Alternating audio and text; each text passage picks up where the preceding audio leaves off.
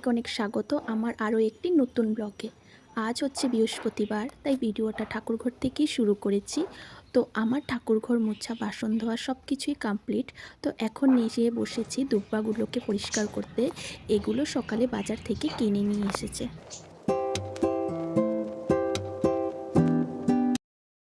আর এদিকে আপনারা তো জানেনই আজ বৃহস্পতিবার, সাথে হচ্ছে হনুমান জয়ন্তী।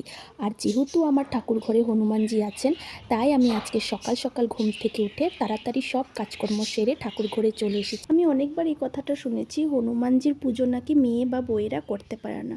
এই কথাটা কি সত্যি? যদি কেউ জেনে থাকুন আমাকে প্লিজ কমেন্টে বলবেন।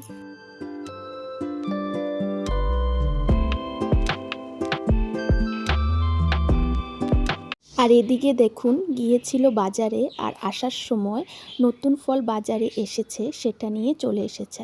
তাই প্রথমে ঠাকুরকে দিলাম। আর আমটা কিন্তু ভীষণ ভালো ছিল। নতুন বছরের নতুন ফল প্রথম দিকে একটু ভালোই হয়।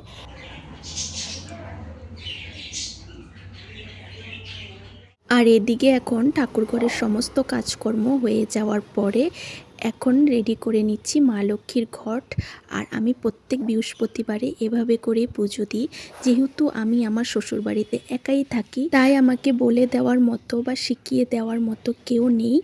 মা যেভাবে করতো, মায়ের সাথে বসে বসে যেভাবে দেখে শিখেছি, অতটুকুই করার চেষ্টা করি। আর যখন না পারি তখন মাকে ফোন করে জিজ্ঞেস করি। আর আরেকটা কথা বলছি, যারা ভাবে একা থাকাটা খুব সহজ, কিন্তু কিছু কিছু সময় একা থাকাটা খুব কঠিন হয়ে ওঠে। আমরা নতুন যখন বিয়ে করে শ্বশুরবাড়িতে আসি, তখন অনেক নিয়ম থাকে যেগুলো আমাদের একদমই অজানা। তখন হয়তো বড় কেউ থাকলে আমাদেরকে শিখিয়ে দেয়, যেটা এখন আমার খুবই অসুবিধে হয়। আমি অনেক সময় অনেক কিছু পারি না, তাই মাকে জিজ্ঞাসা করি। তাই বিশেষ করে আমার মনে হয় যাদের শ্বশুর শাশুড়ি বাড়িতে আছে বা বড়রা আছে, তারা অনেকটাই লাকি। অনেক বকবক করে নিয়েছি, চলুন মা লক্ষ্মীর ঘটটা বসাই, সবাই উলু দিন।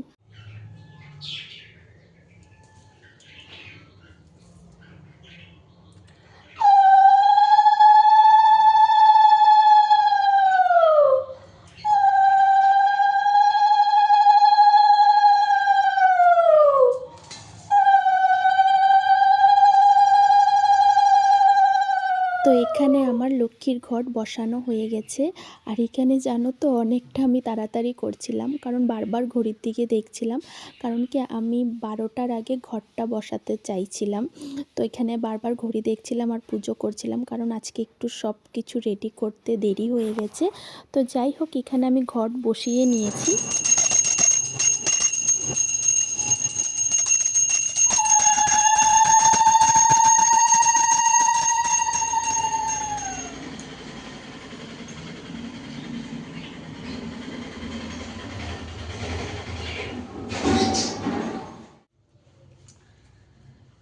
ধীরে ধীরে বহিতেছে মলয় বাতাস, লক্ষ্মী দেবী বামে করি বসি নারায়ণ, কহিতেছে নানা কথা সুখ আলাপন, হেন কালে বিনা নিয়ে আসি মুনিব।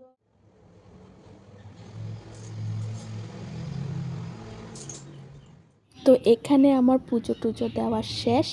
আর এখন খাবো হচ্ছে চা। যেহেতু সকালে আজকে খালি পেটে সব কাজ করেছি, সকাল থেকে কিছু খাইনি, তো এখন একটু চা আর ব্রেড নিয়ে বসেছি। তো এখন চা খাওয়ার পরে চলে যাব রান্না করতে।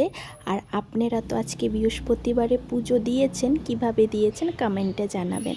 আর এখানে আমি রান্না বান্না শেষ করে খাওয়া দাওয়া সেরে এখন একটু শুয়ে পড়েছি। আর বিকেলে ঘুম থেকে ওঠার পরে হাজব্যান্ড অফিস থেকে চলে এসেছিল, আর আমার বাড়ির কাছেই ছিল অনেক বড় হনুমান মন্দির। তো আমি আর ও গিয়েছিলাম মন্দিরে। আর মন্দির তো প্রচুর পরিমাণে ভিড় ছিল, কারণ অনেক অনেক মানুষ আসে এই মন্দিরে। তো এখানে আমি আর ও লাইনে দাঁড়িয়ে পড়েছিলাম। ঠাকুরের জন্য লাড্ডু এনেছিলাম, সেটা ঠাকুরের পায়ে ছোঁয়াবার জন্য।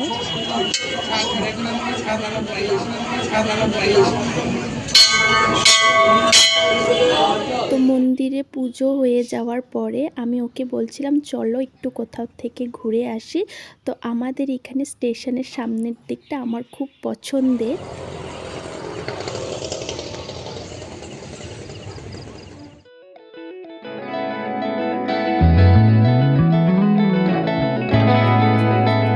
অনেকটা অনেকটা সময় সেখানে দাঁড়ানোর পরে এখন চলে যাচ্ছি বাড়ি। আর আমার আজকের এই ছোটো মোটো ব্লগ ভিডিওটা আপনাদের কেমন লেগেছে কমেন্টে জানাবেন। আর যদি ভালো লাগে আমার চ্যানেলটাকে সাবস্ক্রাইব করে দেবেন। টাটা।